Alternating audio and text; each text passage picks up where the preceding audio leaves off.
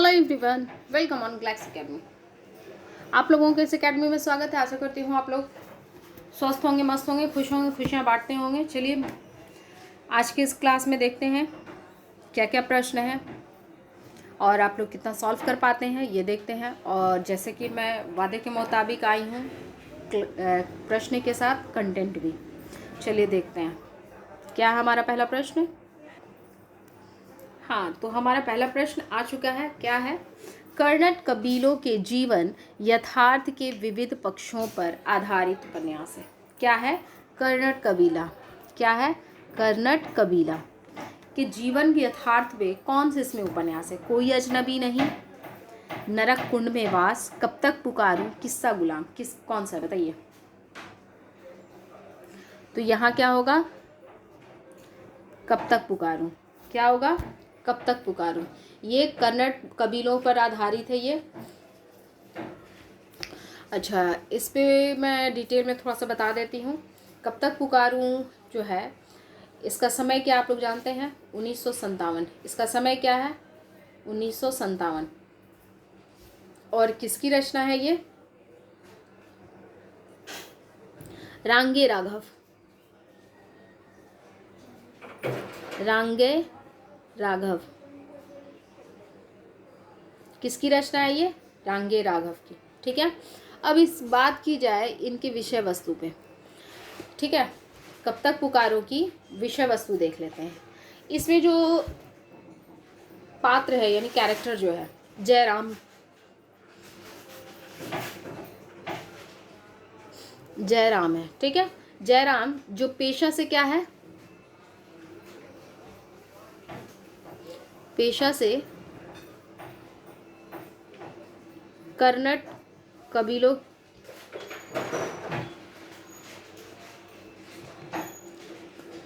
जो पेशा से क्या है? कर्नाट है।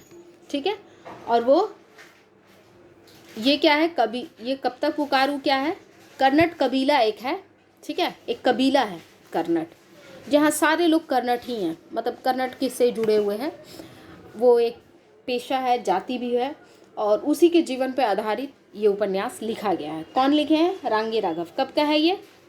कब का है? 1957, याद रखिएगा। अच्छा, नरक कुंड में वास, ये कब का है? 1994, याद रखिएगा। ये कब का है? 1994। किस्सा गुलाम कब का है? 1986। उस किस्सा गुलाम कब का है? 1986। कोई अजनबी नहीं कब का है? 1966।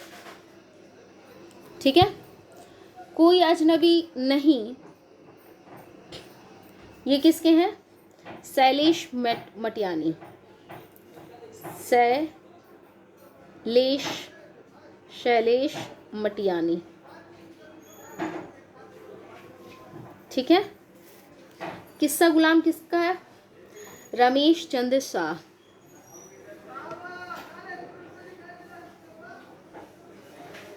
रमेश चंद्र शाह। ठीक है, नरक कुंड में वास किसकी है? जगदीश चंद्र। किसकी है? जगदीश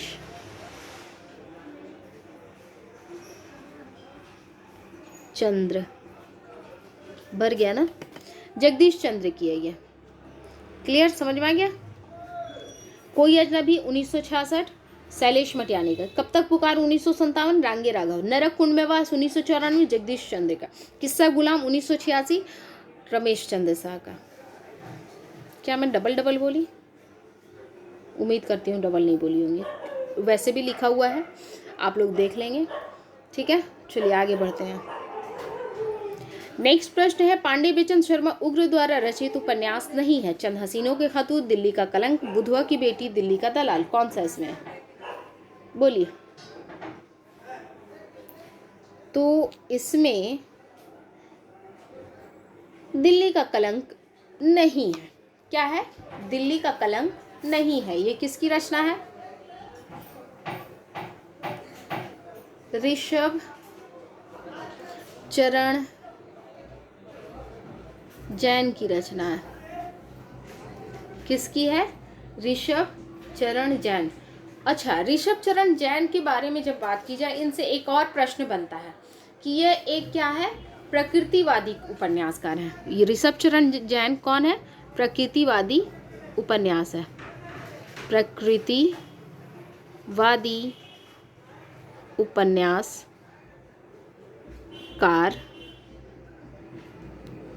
हैं। ठीक है, ऋषभ चरण जैन क्या है? प्रकृतिवादी उपन्यासकार हैं। क्लियर? अच्छा, चंद हसीनों के खतूत, बुधवा की बेटी, दिल्ली का दलाल, ये सारे किसके हैं? पांडे बिचन शर्मा उग्र के हैं। चंद हसीनों के खतूत का टाइम क्या है? 1927। बहुत बार क्वेश्चन में पूछा गया है, पूछा जाएगा आइंदा भी और हमेशा पूछा जाता रहेगा। दिल्ली का दलाल कब का है? 1927, ये भी है।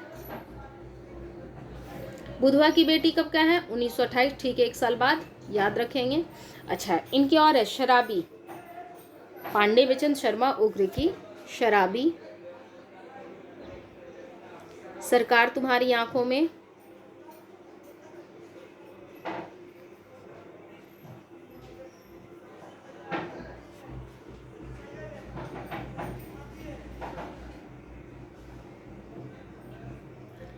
चॉकलेट। अच्छा, चॉकलेट भी क्या है? 1927 की ही रचना है, याद रखेंगे। जी जी जी, 3 बार जी, ये भी इनकी रचना है। फागुन के दिन 4, क्वेश्चन पूछता है, सीक्वेंस में पूछता है, याद रखेंगे। इसका अक्सर सीक्वेंस में पूछा गया है, इसलिए आप लोग याद रखेंगे।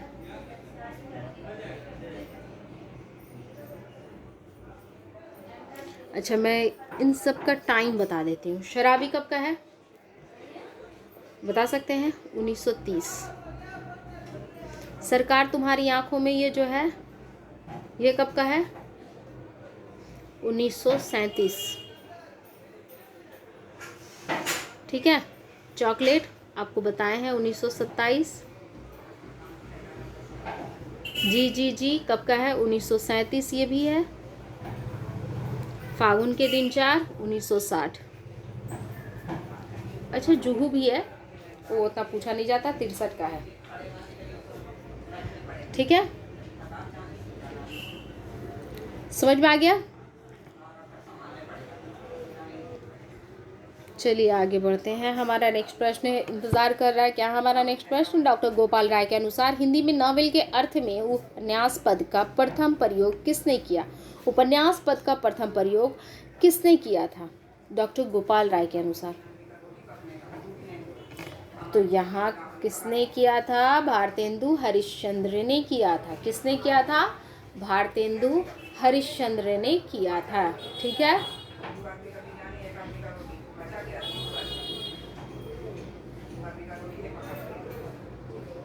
अच्छा, इससे जुड़ी कुछ किस्सा बता दूं?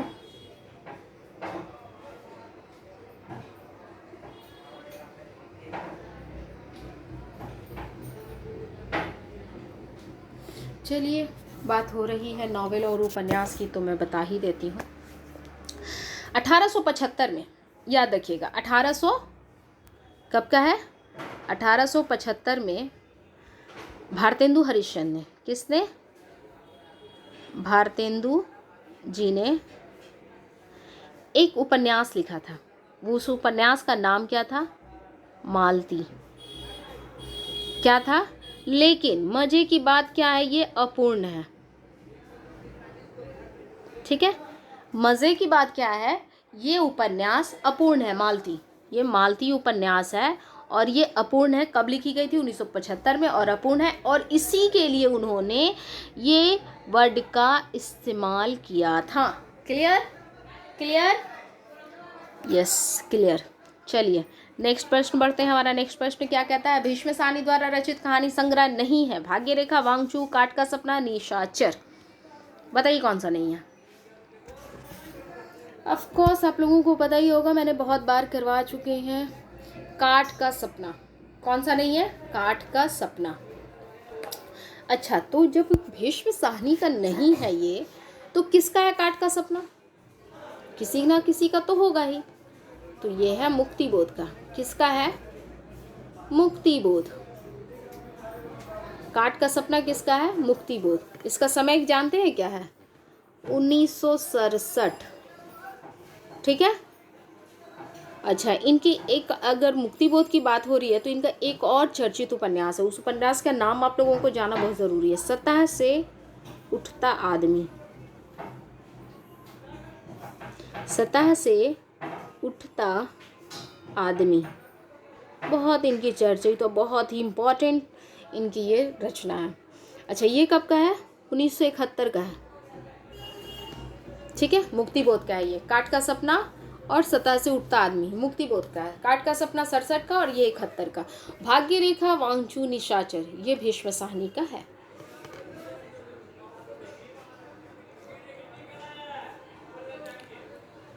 चलिए मैं टाइम बता देती हूँ, बहुत बार बताई हूँ, आज फिर बता देती हूँ, रिवाइज हो जाएगा आप लोगों का।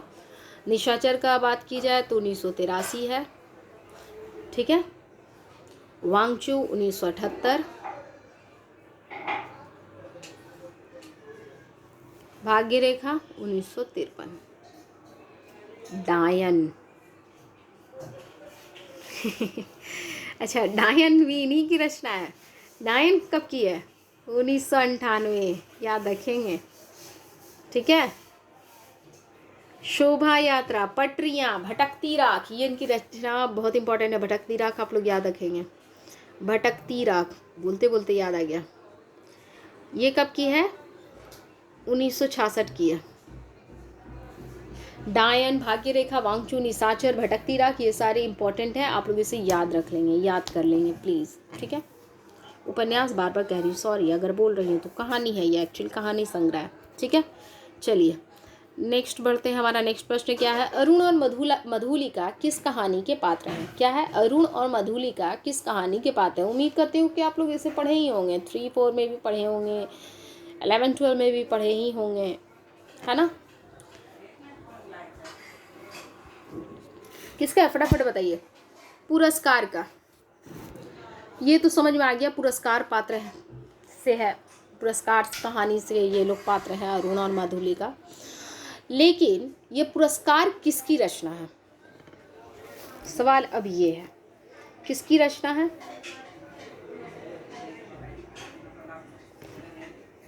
तो ये जयशंकर प्रसाद की है।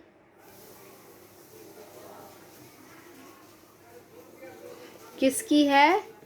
जयशंकर प्रसाद की। वैसे तो यहाँ अशोक भी इन्हीं की है, आकाशदीप भी इन्हीं की है, चित्तौड़ का उद्धार भी इन्हीं की है।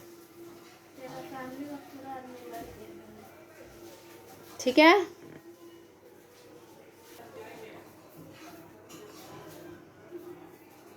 चलिए नेक्स्ट प्रश्न की ओर बढ़ते हैं। हमारा नेक्स्ट प्रश्न क्या है? जैनेन्द्र कुमार द्वारा रचित कहानी संग्रह नहीं है। इंसान के खंडर, नीलम देश की राजकन्या, पाजेब वातायन, कौन सा इसमें नहीं है? बताइए।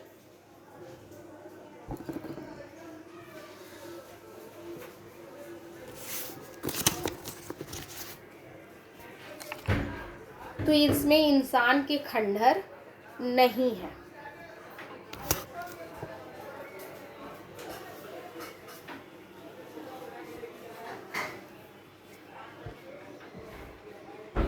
इंसान के खंडहर किसके है?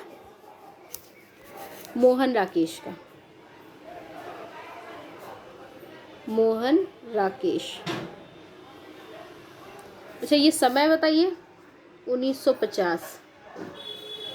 और नीलम देश की राजकन्या, वातायन, पाजेब ये तीनों ही जैनेन्द्र की रचना है। ये तीनों ही जैनेन्द्र की रचना है। वातायन के समय की बात की जाए तो 1931 है। नीलम देश की राजकन्या की बात हो रही है तो 1938 की जाएगी। और पाजेब ये इनकी बहुत ही इम्पोर्टेंट और बहुत ही चर्चित और बहुत ही मतलब इनकी कहानी बहुत ही खूबसूरत कहानी है ये। पाजेब 1940। क्लियर? आगे बढ़ते हैं। नेक्स्ट प्रश्न क्या है? आधुनिक ईरान की पृष्ठभूमि पर रक्त रंजित इस्लामी क्रांति का चित्रण किस उपन्यास में किया गया है? 7 नदियां एक समुद्र, चक्रव्यूह, धूप छाही रंग, किस्सा लोकतंत्र, कौन सा इसमें है? फिर से प्रश्न पढ़ते हैं। आधुनिक ईरान की पृष्ठभूमि पर रक्त रंजित इस्लामी क्रांति का चित्रण किस उपन्यास में किया गया है? किस उपन्यास में किया गया है? 7 नदियां एक समुद्र में।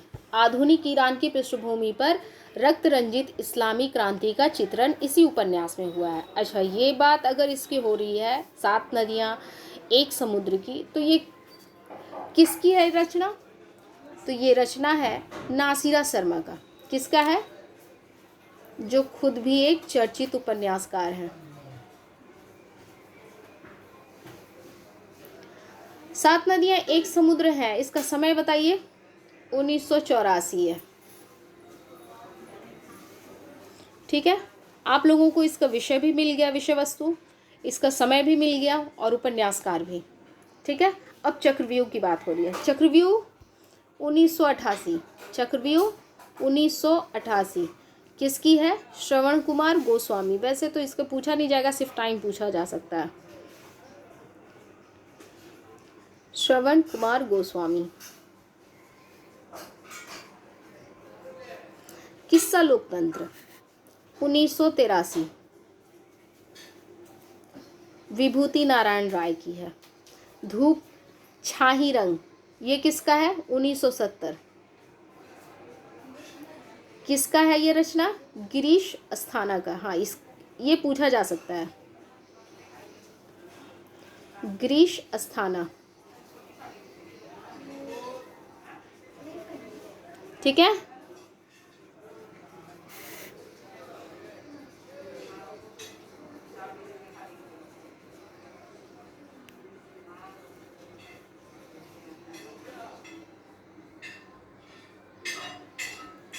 नेक्स्ट प्रश्न। वैदिक सूक्तों की गरिमा में उद्गम से लेकर लोकगीतों के महासागर तक जिस अविच्छिन्न प्रवाह की उपलब्धि होती है, उस भारतीय भावधारा का मैं स्नातक हूँ।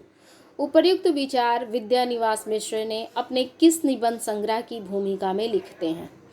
देश, धर्म और साहित्य, पीपल के बहाने, चितवन की छां, शिरीष की याद आई। कौन सा निबंध की है ये भूमिका? तो चितवन की छां है। किसकी है? चितवन की छां। क्या है? वैदिक सूक्तों की गरिमा में उद्गमों से लेकर लोकगीतों के महासागर तक जिस अविच्छिन्न प्रवाह की उपलब्धि होती है, उस भारतीय भावधारा का मैं स्नातक हूँ। ये चितवन की छां से है। ठीक है, चितवन की छां का समय क्या है? 1953।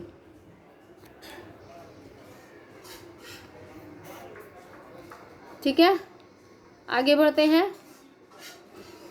अज्ञे ने शेखर के संदर्भ में अपने किस निबंध में स्वीकार किया है कि जो क्रिस्तोफ के अनवरत आत्मशोध और आत्म साक्षात्कार का जो चित्र गेला ने प्रस्तुत किया, उससे कुछ आशय प्रेरणा मिली। अद्यतन, आत्मनेपद, त्रिशंकु, धार और किनारे। तो इसका क्या है? कौन सा निबंध है इसमें? आत्मनेपद। निबंध क्या है? आत्मनेपद।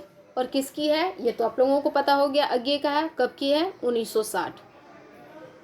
कब की है? 1960। त्रिशंकु की बात हो रही है तो 1945 होगी।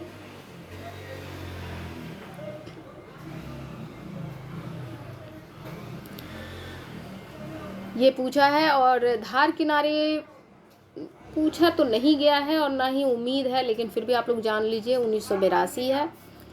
और अद्यतन का समय 1977। ठीक है, चलिए इसी के साथ आगे बढ़ते हैं। हमारा नेक्स्ट प्रश्न क्या है?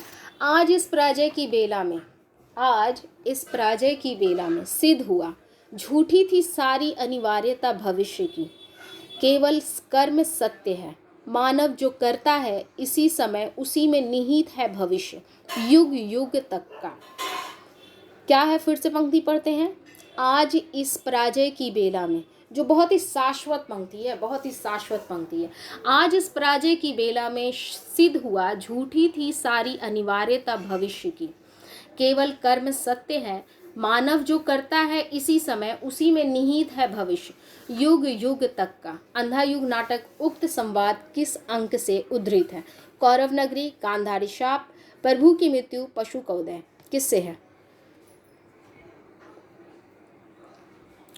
तो ये पशु के उदय से है। किससे है? पशु के उदय से है। ठीक है,